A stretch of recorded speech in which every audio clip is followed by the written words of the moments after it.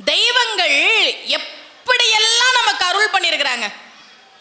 எல்லா சாமியும் அம்பாளா இருந்தாலும் சரி, சிவனா இருந்தாலும் சரி, முருகனா இருந்தாலும் சரி, விநாயகரா இருந்தாலும் சரி, சாமிய ஒரு பூஜை முறையில் தெரியாம ஏதோ தப்பு பண்ணிட்டீங்கன்னு வச்சுக்கோங்களேன், இந்த சாமியை இப்படியெல்லாம் கும்பிடவே கூடாது. இப்போ மந்திரம் சொல்றீங்க, விநாயகருக்கு சுக்லாம்பரதரம் விஷ்ணு ஆரம்பிச்சு நீங்க மந்திரம் சொல்றீங்க. ஐயோ தப்பா சொன்னா சாமியை குத்தம், அப்படியெல்லாம் கிடையவே கிடையாது. நீங்க முதல்ல சொல்லுங்க, அந்த பூஜையை சாமி ஏத்துக்கும்.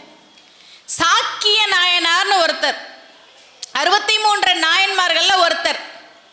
அவரு தினமும் சிவபெருமானுக்கு எதை எடுத்து போட்டு அர்ச்சனை பண்ணுவார் தெரியுமா? நீங்களா சிவபெருமானுக்கு அர்ச்சனை பண்றதுன்னா என்னெல்லாம் கொண்டு போவீங்க சொல்லுங்க? வில்வம், பூவு, அருகம்புல்லு, என்னெல்லாம் கிடைக்குதோ பூக்கள், வாசனையான பூக்கள், வில்வம், அருகம்புல் எல்லாம் கொண்டு போய் கொடுத்து சிவபெருமானுக்கு அர்ச்சனைக்கு கொடுப்பீங்க. அவர் எதை எடுத்து போட்டு அர்ச்சனை பண்ணார் தெரியுமா? கல்லை எடுத்து போட்டு அர்ச்சனை பண்ணார். தினமும் ஒரு கல்லை எடுப்பார், சிவபெருமான் மேல வீசுவார், போய்வார். ஒரு நாள் அவர் தன்னை மறந்து ஏதோ நினைப்புல போயிட்டு இருக்கிறார்.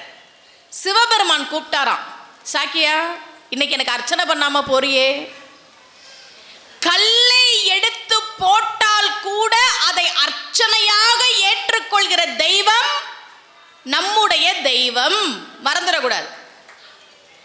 சாமி நீ எனக்கு கல்லு தான் போட்ட, எனக்கு பிரசாதமா இவ்வளோ பொங்கல் வைக்கணும், இவ்வளோதான் வச்சிருக்கிற, அப்படியெல்லாம் நம்மளை தண்டிக்காது.